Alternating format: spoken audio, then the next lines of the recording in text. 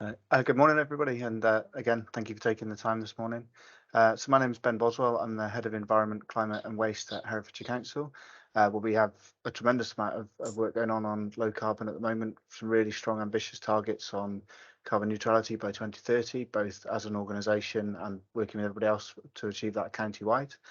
Hopefully this morning will be it will be a really helpful, engaging session. Hopefully it will help you to sort of get some advice and tips about how you can help to save money in your business, and then with that further reduce your carbon footprint as well. If you're not already, we'd be really keen for you to get involved with our 30 for 2030 campaign, which is part of our county-wide action on achieving net zero by 2030. Chris will give you a bit more information on that in a minute. We've also got a load of other campaigns and activity on at the moment, so Chris will touch on some of that. But if you're interested, both as a business or individually, please get in touch. There's loads of resources, case studies, and all of our themed action plans published on the website. So please encourage you to get involved. And with energy prices as they are at the moment, it's never been more important to really tackle energy and to reduce costs for businesses. So if I maybe just very quickly introduce the other speakers. So we've got Chris Lawrence, who's a director at JBP, who's supporting us with the county-wide partnership and leading on the 30 for 2030 campaign. Then after Chris, we're going to have Tim Yeh from Midlands Net Zero Hub. Sorry, Tim, talking really around the detail of how we can reduce carbon in businesses. So really the meat of the session. And then afterwards, we've got Philip Piercy from the Courtyard, who's the operations manager, going to sort of tell us a bit more about their journey and some case studies of the great stuff they're doing there. So if I pass over to Tim, to Chris.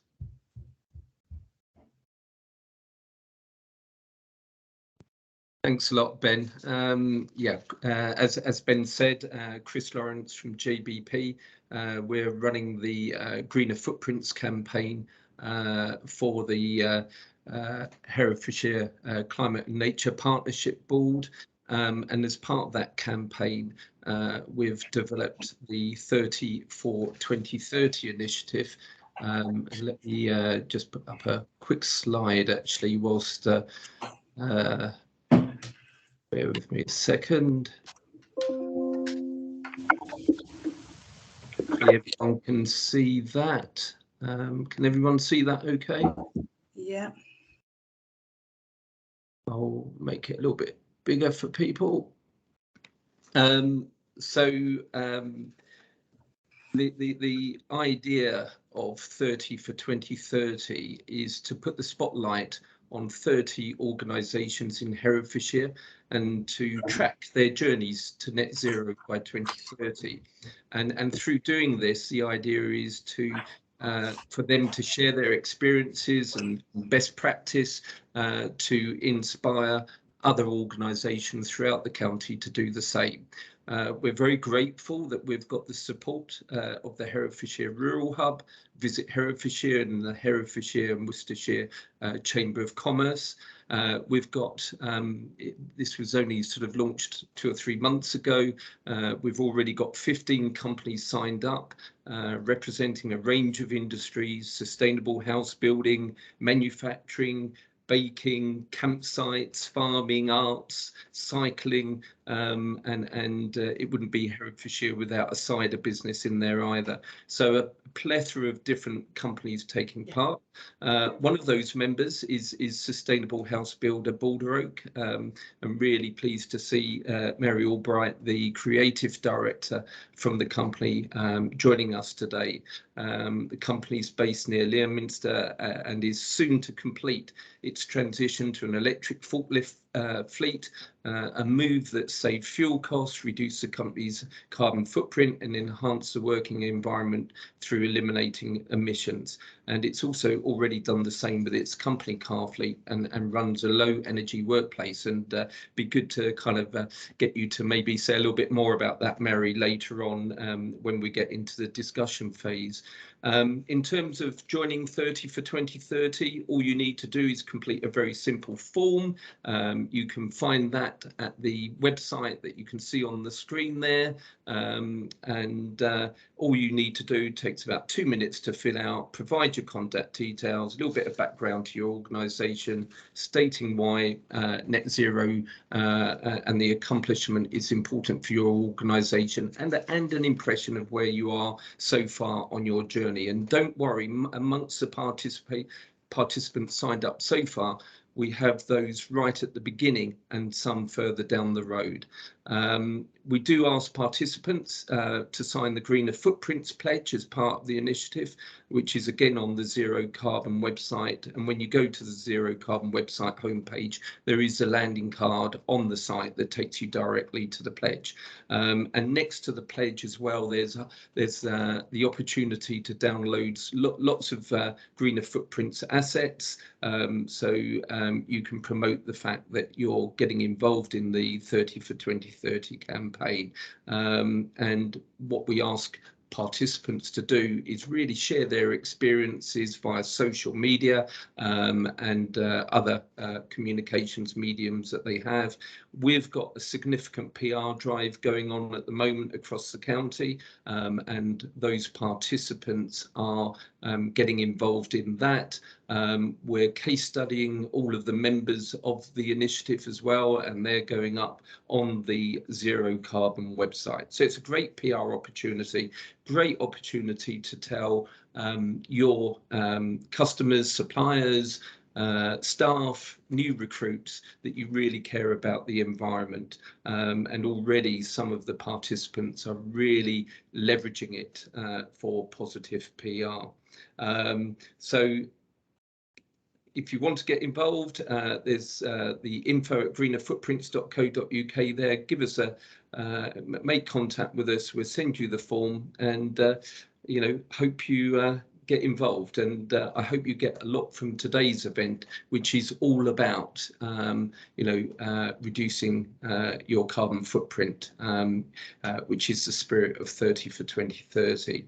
And with that, I will pass over to Tim Yeh, who will take you through some of the tips that he's got. Over to you, Tim. Okay. Let me just, I'll take the thing off. Okay. Okay. So I'll share my screen now. Notice that previously that wasn't working. Is my screen sharing? Okay, great. Excellent. So good morning, everyone. My name's Tim Yeh. I work for the Midlands Net Zero Hub, which is hosted by Nottingham City Council, which is why I've got a Nottingham City Council address. But I live in the Marches. I live not far from Leominster, so know the area very well. My role for the Midlands Net Zero Hub is basically to support the local authorities, so Herefordshire, Shropshire, and Telford and Wrekin, and the Marches LEP to deliver on the delivery of the Marches energy strategy, which is now about 3 years old. So my role today is really just to give you a bit of an idea about what that means for SMEs, I guess. So move on to my first slide. Right.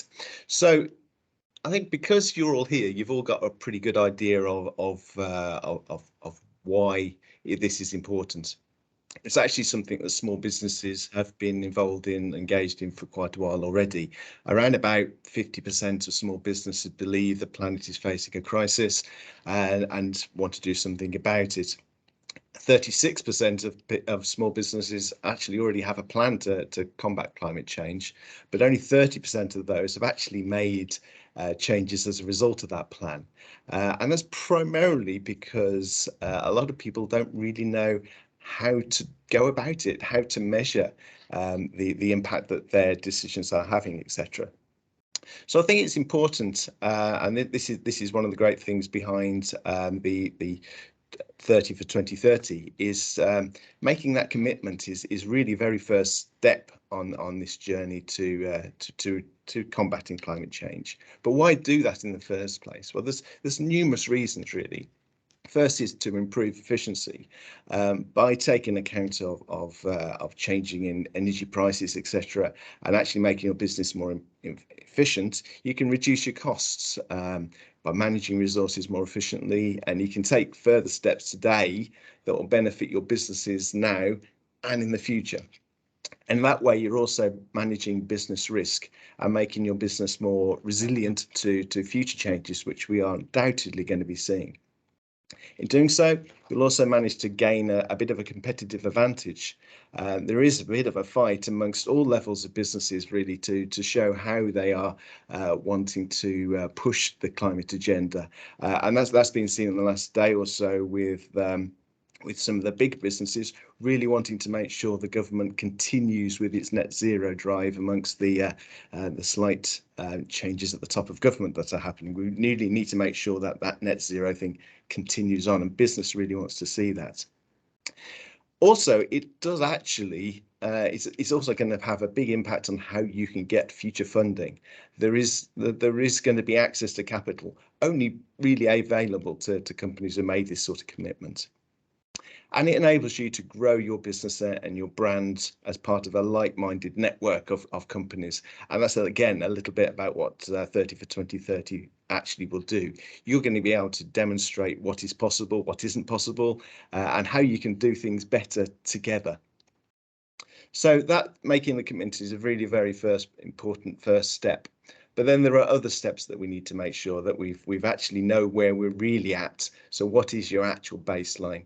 And carrying out an audit is a critical part of doing that. If you don't know where you're at now correctly, then you don't know what your impacts are going to be. And if once you do that, it's only then you can really make a plan about how you tackle those most important areas to your business. And importantly is to keep measuring and reporting. This is big feedback cycle, and it's really important that we do measure and report and actually share experiences. And I think that's one of the great things about this scheme, as I say, is that ability to share with other people the findings that you've had. Every SME, every business type is different. There's going to be different hotspots. There's going to be different areas that you'll want to target. But overall, there will be a lot of similarities too, and it's important that we share those. So I'm just going to talk through a few. I mean, I could go on about this for ages. So I've only got a few minutes, so I'm going to concentrate on a few sort of quick win areas, if you like. Energy efficiency is always going to be the first thing to sort of start looking at. So around about 60% or so businesses have taken steps, but those include very small numbers of certain people doing some things like actually understanding the data a little bit better, installing a smart meter. Only about 1 in 5 businesses who are doing anything have actually got a smart meter. So just by doing that, you can actually understand a lot of the energy use that's going on in your business. Once you've done that, you can then look at what efficiency improvements you can make to your appliances and your processes. That is key to actually tackling the most important areas of your carbon footprint. I guess the last thing that everybody thinks about is what is the renewable energy potential. Does that really help? And it does, but it perhaps shouldn't be seen as something that we should jump in at. I think a lot of companies think, right, we'll just put solar PV on our roof, we'll all be sorted. It doesn't necessarily work like that. And it should be thinking about other areas of your business where you could perhaps make most of your savings. What I would say about my presentation is there's going to be a lot of information coming up, which includes a lot of links. So I'm not going to spend a huge amount of time on all these slides, because I think it's probably more important if you take these slides away and actually click through some of the links that they provide themselves. So, but what I want to do is highlight there are opportunities everywhere. And the audit, if you carry out an audit as your first step, which I would always recommend you do that, it will show things, opportunities everywhere. Lighting is an obvious example. Switching off, timers, maintenance, those are all things that you can put in place to sort of reduce the energy use on lighting. Heating is perhaps one of those areas which is perhaps most contentious particularly in office environments. Understanding comfort levels is quite an important element here. It's not necessarily about the degree C that you've actually got. It's about when people feel comfortable, and people can feel comfortable at different levels, as people in offices will know. But that's often down to things like drafts and so not actually the temperature itself, but air movements making people feel different. Processes are one of those areas where there's always improvements that could be made. And these are the things that are often overlooked. So motors and drives, the use of steam, hot water, these are all parts of the processes which can lead to quite big energy usage and energy losses. So those are important things to look at. Compressed air is part of that as well, I guess, but we can make massive savings by perhaps reducing the pressure that's in the compressed air, looking at where those leaks are. Can you actually use external air rather than internal air? Because the coefficients of performance, a bit of a technical term, but the efficiency of a particular process can actually benefit by using a different source of the air. And is there opportunity to use waste heat within all of these? Actually, we have a lot of energy which is just vented to atmosphere. There are ways of capturing all that energy and heat and actually using it within your business itself. So there are opportunities everywhere, and I think, as I say, the audit should point out where those main opportunities are, and that actually then helps you concentrate your effort. So this is where I wanted to. I would never usually show a slide like this. It's got way too much text on for me to go through. But what I wanted to do was show that there are very simple steps, very small scale steps, which can actually make significant differences. And it goes across the board as well. So these are actually real life examples that we've been building up within the marches, and some of them are actually from across the UK, but they are all UK or marches examples of where people have actually made savings, made carbon savings, made financial savings, just by doing a little bit of work, a little bit of investment, but actually very small scale investment in the majority of cases. But they make significant significant savings. So there's a couple of pages of these, and I say I'm not going to read through them. You can all read, so you can do that yourself when you get the presentation. But it does show the range of different projects which are available to you. So there's the second page. So lots of examples, lots of different types of industries. There's more, and what we could do from this project is actually building up that inventory of options which are available people to see what they can do, even to find even more examples of what they could do. Did mention renewable energy earlier.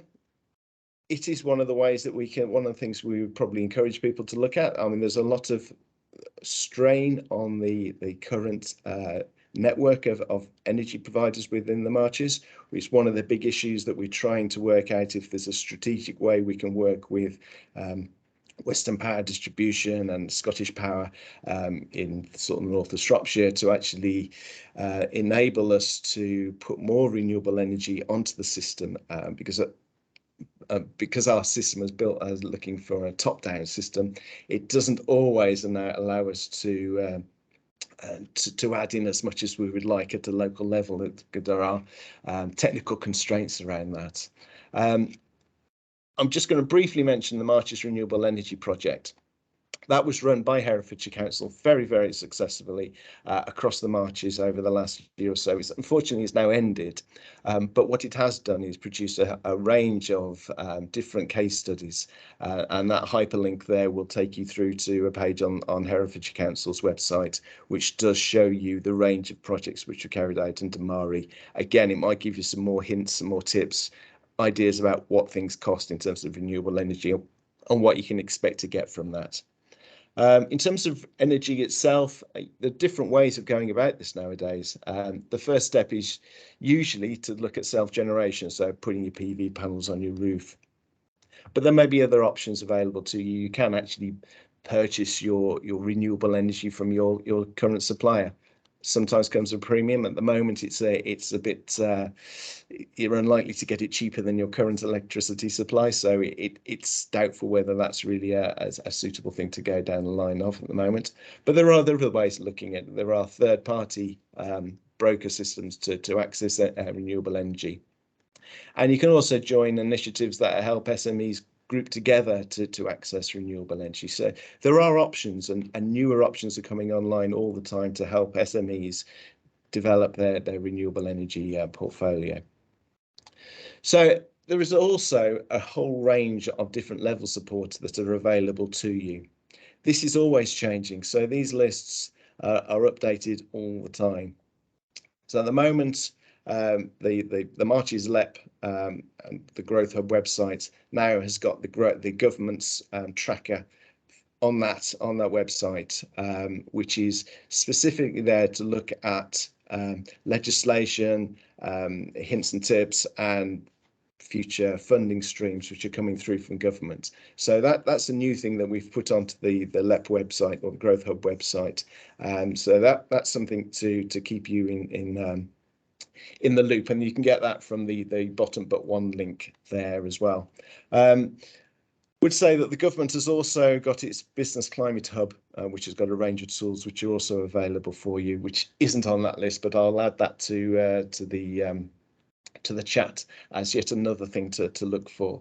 But as you see, there's a whole range of different levels of support which is available at a local, regional level, and actually also at local level. These are a number of different projects, some of which are coming towards the end now. So the Business Energy Efficiency Programme with BEEP, which is run from Worcestershire Council. That's coming towards the end of the funding that it's got available for Herefordshire. Unfortunately, I know that the council are looking to see what options are available to continue on that sort of funding. But help is there, and I would try and use some of these links that I'll provide you to actually see what is important for your company, and see where you fit into that, and yeah, just gets as much help and advice to you as possible. Obviously, with things like solar panels, there are other options which are also becoming available. So fight in terms of financing energy projects. The British Business Bank has got a whole arm dedicated to looking at green energy now. Some of the high street banks, so NatWest, Lloyds, they're all investing in green tech now. So it is worth having a look to see what your current banking supplier will help you with. If you've got innovative ideas, there are also people like Innovate UK and the Green Finance Institute, if I get my words out, which will help you identify potential sources of finance for innovative projects. On a smaller scale, the big solar projects and community energy is something which is coming online a lot more now. We're seeing a lot more projects and potential coming through that sort of community energy approach. And finally, the last thing to think about is R&D tax credits. There are opportunities to write off some of the investment you'll put into research and development in terms of renewable energy against tax credits. So there are opportunities to use your tax reporting to your benefit as well. So I'd encourage you to talk to your financial advisors as well to get them to think about how you could use R&D tax credits. That's something that the LEP are particularly keen on pushing as well. So that'll be something we'll be putting more and more information onto the LEP's website in the coming days and weeks. That's all I'm going to sort of bore you with at the moment. The links throughout that presentation, please do use them. If you have any specific questions to me, then I can take them now, obviously, but if you want to put them in an email, obviously my email address is there as well. So yeah, that's probably enough from me at the moment. Thanks, Tim. Does anyone have any questions?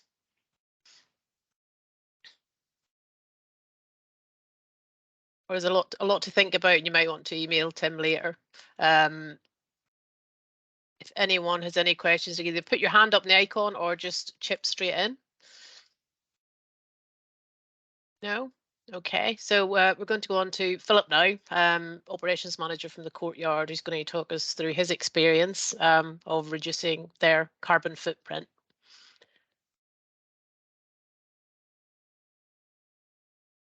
Okay, so I think I'm off mute and I think I'm sharing my screen. So here we go. So just to give you a bit of background about the Courtyard. We run a wide range of activities and outreach projects on site, and we deliver activities across Herefordshire. They include live performances, music, dance, theatre, comedy, conferencing, food and drink, meetings, and cinema. So there's a bit of a summary about the venue on that slide. We're a charitable, not-for-profit organisation. We're reliant on funding from various bodies, philanthropic donations, sponsorship. The main funding body is Arts Council England, who set targets and parameters to include sustainability and environmental reporting now, and that's one of their four main investment principles. So over the years, they stipulate that we have to report our energy data, and they provide us with a thing called a Creative Green tool where we input all of our data and it measures our carbon footprint. And we've been doing that for about 10 years now. So I'm just going to quickly show you different screen, which should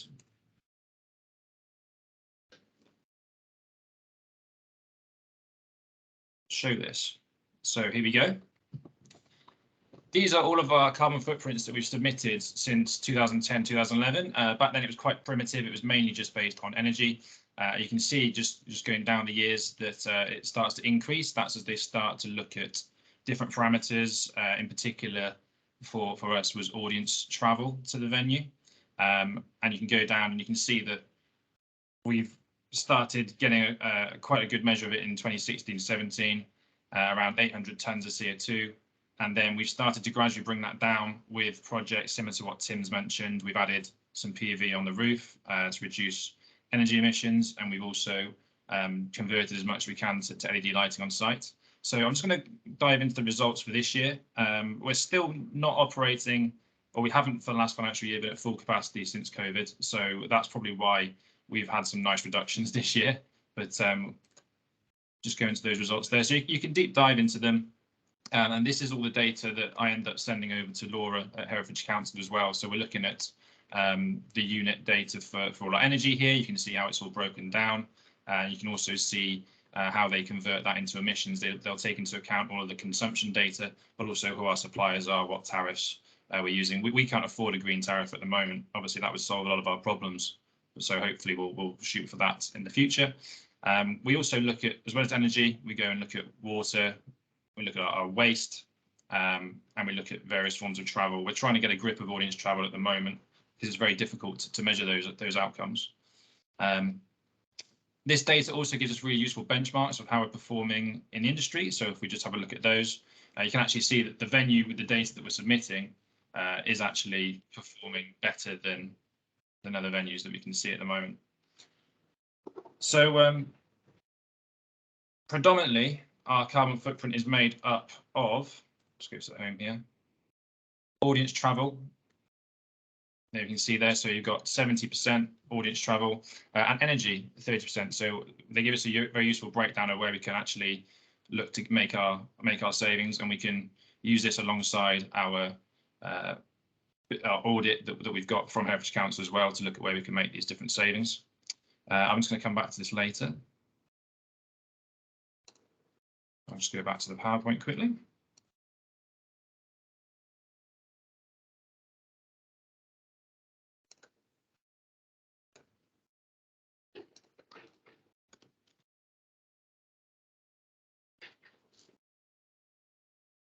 Okay, so that was our total emissions for the last full year that we had. I'll just leave those on screen while I just talk quickly about our reporting that we do as the Arts Council. So as well as submitting all of our data, they also require that we have an environmental policy. So I'm sure some organisations already have that in place, but it's very useful to pop that in place to try and help embed various behaviours across the organisation. And we also have to have an environmental action plan for the next 3 years, of which we will just try and mount up as many projects as possible and use all the data that we're getting to try and set specific targets to cut emissions.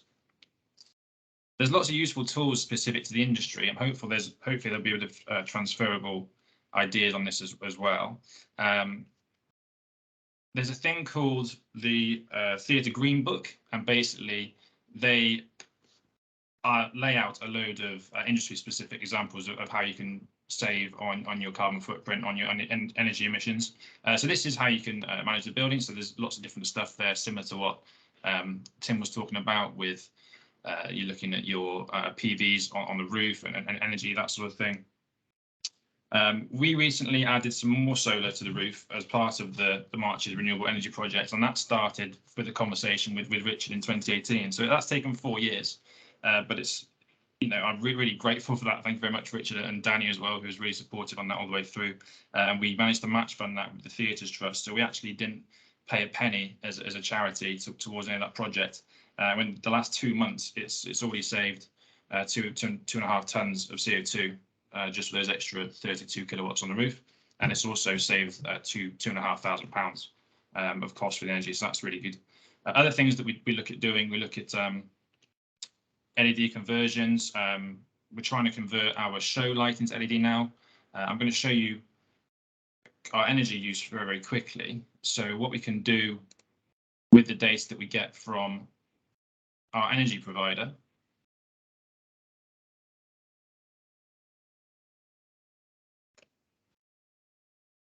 Is here you can see I've just put a comparison of our consumption from the grid for a week last year and a week this year. So this year we've got the additional solar panel on the roof. We're operating at full capacity again now since COVID. This time last year we'd only just reopened. We were only doing cinema, and our footfall was about 50–60% as it is usually. You can see here that the week commencing in 2022 is actually trending lower than the week in 2021, and this is with all singing, all dancing program. You can see at which times of day we are consuming our energy from the grid. These are 3 very big rock shows that we had on, and actually the black line was only for cinema. So even though we've got a lot more going on, a lot more energy being used on the site, you can see that we're actually not taking as much from the grid. And you can even see on the Sundays now, when the building is closed, we're almost not taking any energy at all from the grid, and it's all solar panels when the building is resting. So these are the kind of advances that we've made. I'll just take you back now to the slides.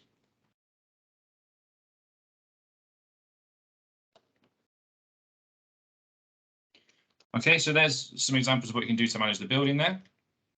We also look at things we can do creatively with our waste. So very similar to all other businesses, we look at reduce, reuse, recycle. We've currently partnered with Pedicargo, and we're trying to manage our waste and break down the different streams and have it all taken away by bicycle to cut all sorts of scope 3 emissions of travel to and from the venue for waste.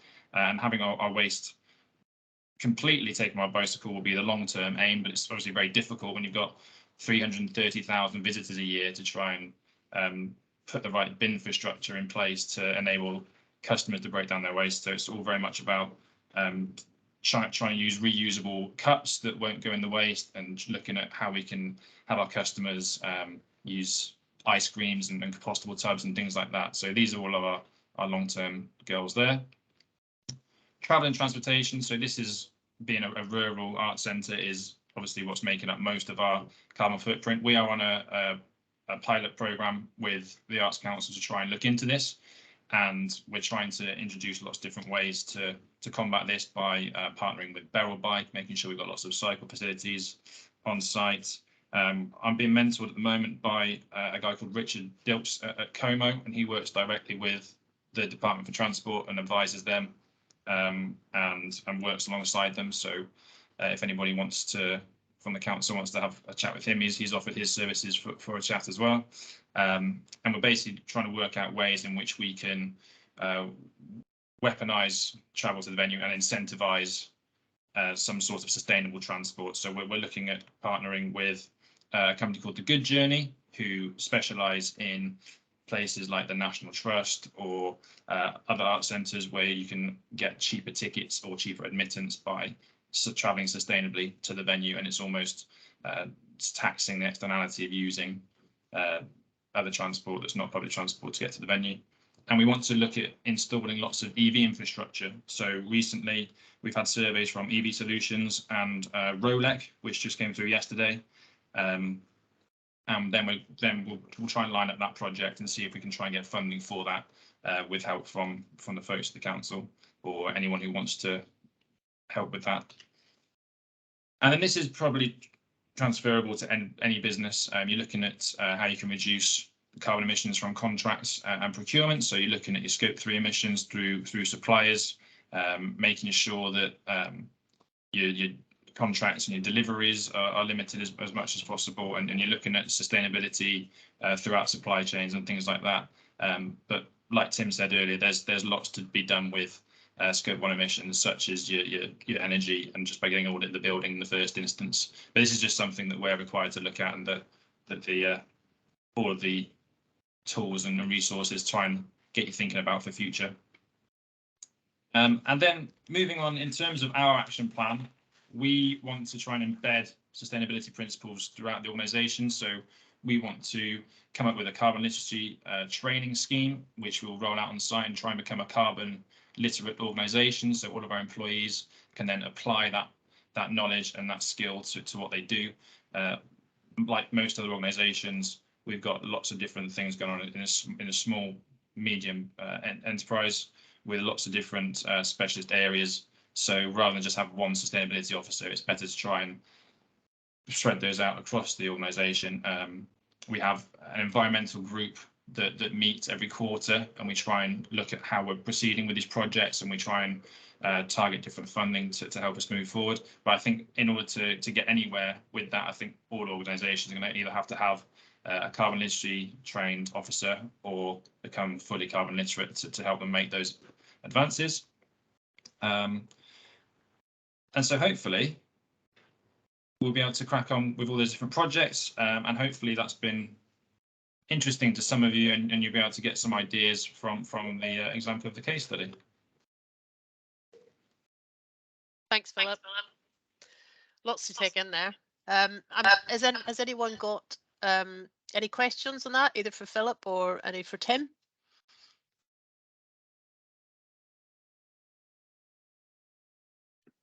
Philip, the first website you showed us, I think it was IG something I saw in the website link. Is that something that's accessible to everybody, or is that something that the council provided for you? Philip. There we go. That's provided through the Arts Council. They have a company called Julie's Bicycle that they get to do all of their environmental reporting, but Julie's Bicycle tools are accessible to everybody. They're mainly aimed at the art sector, but there will certainly be very useful information on there for you to have a look at. Thank you. Anyone else? I think it would be useful to use this session, if there are no particular questions, maybe to open up the discussion. And perhaps Mary, I wonder if you would be willing to sort of talk about your experience with the 30 for 2030 campaign. Yeah, if you'd like me to, I'm happy to. I'll probably forget loads of things we're doing, but I'll have a quick whiz through. Thank you. So some of the things we had already decided to do or had already done before the campaign started. But then when I saw about the campaign, I thought, well, it's probably quite a good way of galvanizing all the actions together. So we're a relatively small business, so for us it's quite easy to manage, but when you start to communicate that more widely, it can all get a bit kind of jumbled. So yeah, as somebody mentioned, we have converted all of our forklifts to electric, and that was all done through a local company as well. And the benefit on that originally had started to take place probably about 4 or 5 years ago, when we became uncomfortable having diesel engines in the workshop. So our workshops are fairly low tech in that they're using hand tools effectively, so there isn't kind of a lot of emissions. It's not a kind of factory setting. It just seemed weird then to have diesel engines going in and out when people were working with wood. And we decided that we could also then roll that out to the company cars. So we have an all-electric fleet at the moment, unless somebody doesn't want to. And there are some of the project managers that travel significant distances and they're on hybrids. So at the moment, that's where we stand on the electric fleet. We have a slight problem that we're at capacity of charging now. So we have put in extra charging points at all of our show houses, and we have 6 charging points at the office, but there's often quite a queue to get onto them. So that's one thing we're looking at. We have put in air source heat pumps for the whole of the office. So all of our offices are now heated by those. We were lucky because we had already built a super sustainable office barn in 1999. And so that was ideally placed because it's got underfloor heating and is super thermal. It was a really easy conversion over to air source heat pumps. So that was good. And we've had all of our lights changed to LED. So that's made quite a surprisingly big saving, to be honest. So if anybody wants to know a quick win, that would be where I'd say kind of put some interest into that. We have been looking at for a long time now putting PVs on the workshop roof. We have a south-facing workshop of a huge area. And we also, by chance, have a substation on our site. However, Western Power cannot take the excess power we will generate. So we have a slight problem that for the last 10 years, we've been trying to work with them to see whether we can upgrade the capacity, but there is no draw on it. So we would be putting in too much for them to be able to distribute at this point in time. So we're just working with them now on whether we can share the upgrade and maybe connect some local houses to it so that we can take off some of the excess before it goes to their system. And that's probably kind of a problem that's also a good thing because we don't use much energy at the offices anyway. So we don't have enough demand ourselves to use it, but we have a really huge area of available roof space. So maybe working together with other partners or kind of finding a clever way around that solution is kind of on the horizon. Some other big things we're doing, we've got a wellbeing barn that we're building in the yard, which will be for training and for a communal staff canteen so that we can have a space. We've never had it before, bizarrely, so people eat their lunch at their desks. It just seemed like it was a good time to invest in that, which is also an innovation centre. So we've kind of designed it and it's being built using a method that's never been used before. But it has a training centre, and something really simple which came up from having an environmental group is that people would come to work on their bikes more often if they had somewhere to shower, because obviously we're kind of a customer interfacing industry as much as anything, but also you've got colleagues that you're working with, you know, all day. And so in the wellbeing barn, we've managed to put a shower room in there so people can come to work on their bikes. Quite a few people do anyway, because we're rurally based, so it's actually quite easy to get to by bike, apart from the main roads. So that will be quite good to see how that kind of changes how people might travel to work. And one of our biggest investments over the last couple of years is we've actually purchased our own farm. And the idea on that is to be able to improve the biodiversity on that farm for the benefit of all of our kind of outputs. But there's also a cider orchard on there, which we would be looking at preserving. It's a heritage cider orchard of probably fairly kind of high significance. But we can also grow our own food, which then can be served in our own canteen in the wellbeing barn. And we're looking to partner with a lady who's doing school meals. So she'd be able to use the space there to grow produce for the primary school she serves. But the farm's got loads of other kind of environmental things. But we have just got planning there for a barn, which again would be ideal for PV. So we're going to put a big PV array on there, but then we also have a room in the barn for battery storage. So kind of like industrial level batteries really. And then the idea is the entire site there would become self-sufficient because it's on its own water source already. And these are all subject to planning, by the way, which is another matter altogether. In fact, talking about planning, just out of interest, our wellbeing barn, which is entirely funded by ourselves, needs no kind of support from anybody else, has loads of really good things about it. It took over a year to get planning for it. But, you know, obviously that's quite a long time for a business to either maintain that level of investment or to kind of even keep the energy of the project going. So that's been quite a big problem for us. The planning delays often stop us doing things that we might have done quite naturally. Just a few other points. I'm probably rambling on now, but we've also got an internal sustainability group, and the good thing about that is it does give you a direction of travel, but then also brings people with you, and it means you don't have to keep kind of repeating yourself on every project. So that's been quite helpful. Carbon is only one part of all of this, so we're quite keen to make sure that it's not only about carbon. So Philip mentioned waste. That's a really good point for businesses. We have an awful lot of wood waste, which would normally go for firewood, but we're looking at other innovative ways that we can do something better with it, especially as now people don't necessarily need wood burning stoves so much. So that's something that will make a massive difference to what we do, but it's not necessarily a carbon thing. But also on our carbon assessment, the PVs onto our workshop, the carbon footprint of those overwhelms all of our carbon savings from the other things. So again, it's just something to, how we find a balance between doing something that's visually really kind of impactful and, clearly saves us money, etc. But everything has another kind of tilted balance argument to it. So we're just looking at what do we do about carbon footprints. And like Philip, we have a travel problem. So lots of us are traveling quite a long way now to keep working because we can't build in Herefordshire. So our transport carbon figure, even though we've got a full electric fleet, has actually more than tripled, because we're now moving out of the county to build.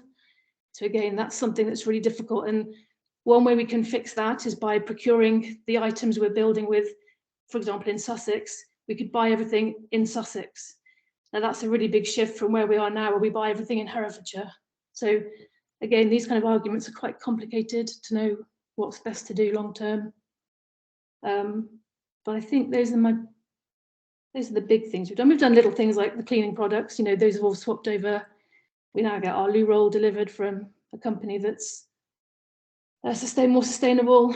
Yeah, just kind of basic things like that have kind of taken place in the background. But some of the big things, we're talking, the investment on this is millions over quite a long time. So that's the other thing to point out, that there are small wins like the light bulbs, and there are big things like the farm, and then there's everything in between. So if anybody wants to know, where do they sit, you obviously have to do it within your business's capacity, because there's no point going out of business because you were trying to do something that you couldn't afford to do as well. So thanks, Mary. Thank you. Truly holistic approach to sustainability and carbon footprint in there. Has anyone got any other questions? No hands up. I'm just wondering if so this is the first webinar we've run for 30 for 2030. There seems to be sort of keenness to do something on waste and recycling for businesses. Are there any other issues and themes that you would like to be targeted with this approach with webinars, where we bring in other guest speakers and share experiences among the businesses and encourage people to join the 30 for 2030 campaign? If you can't think of anything now, do feel free to put it in the chat or email us afterwards. If you're happy for us to include your emails, we will send the presentations and the recording of the video, and it'll be available on all the social media platforms as well. So you can either share it with your colleagues or use it sort of for discussions back at work. If there's I think ideas on the circular economy would be good, because I think that's one of our advantages for Herefordshire, is that we are fairly inward kind of focused, that we've probably got partner trades and things like that we could all kind of look into whether it's got potential. Okay.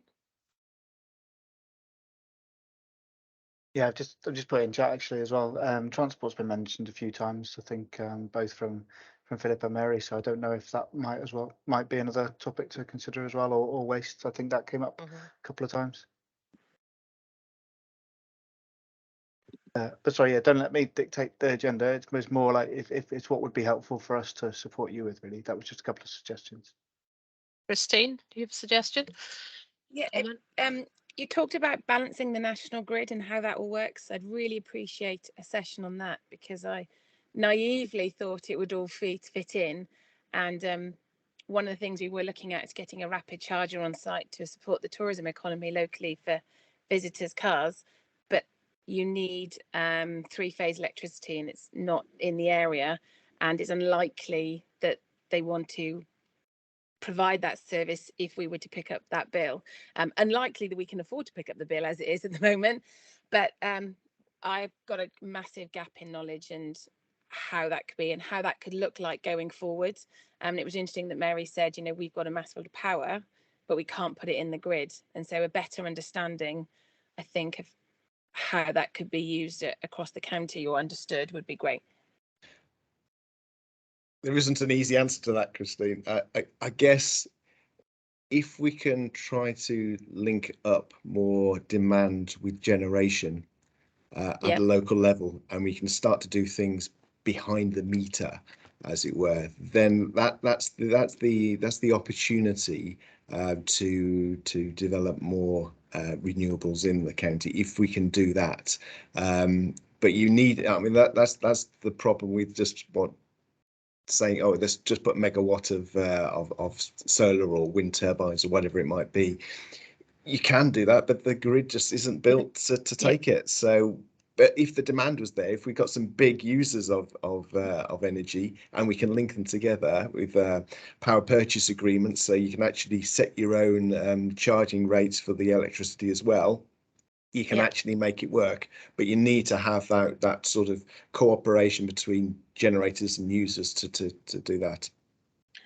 I'm happy to share the information we get back from the National Grid, because, like I say, we're working with them on what needs to be done to put the array on. But you're right, Tim. It's because there's not enough demand in Herefordshire to take the energy that could be used. So, which is a good thing. It means we could be within our own capacity quite comfortably, but it just means that it might be preventing people who are better placed to have PV going forward. And I always think if there's a big factory that can have PV on their roofs, it's probably a lot better and more cost effective than people having to put PV on their own domestic properties. So if there's a way that National Grid can kind of help, but in their defence, they've just kind of pointed out that there's only 193,000 people in Herefordshire, so they've got more people wanting to supply energy than they have people using the energy. So and no big manufacturing industries to kind of mop up the rest. Thank you. My colleague Lindsay, who works in the economic development team, would like to just say a couple of words. Hi everybody, I'm very croaky today, so I will keep it very brief, but just to sort of say that I work alongside Mary and Ben and Richard at Herefordshire Council, but we more specifically provide business support, so we can support any business in Herefordshire of any stage, any size, any sector, with various routes to support, whether it be access to finance, looking for commercial property. We do workshops and events, so it was just to say that there is support out there for businesses. So whether you're concerned with energy or other things, if you're looking for investment for growth or being more employable, then we can help with these things. So what I'll do is I'll provide my contact details to Mary, and when she sends out the presentation slides, there'll just be an email address and my telephone number if you ever want to talk through any problems you're having or any concerns you might have, that we might be able to help solve those issues for you. So thank you. Thanks, Lindsay. Well, I think this is we've reached the end, unless anyone has any more comments or questions. But as Lindsay said, and Tim, there's a team of people who are able to support you with this. And if you want to chat to Chris about signing up for the 30 for 2030 campaign, or signing the Green Footprints pledge, or more advice on energy efficiency or any of the issues we've talked about today, please do get in touch, and feel free to share the presentation with your colleagues. So thank you everyone for your presentations and attending. Thank you very much. But we do appreciate your time. We realise you're incredibly busy. And as I say, do get in touch if there's anything else. Thank you. Thanks, everybody. Thank Thank you. you. Thanks everyone, bye. Thanks, bye.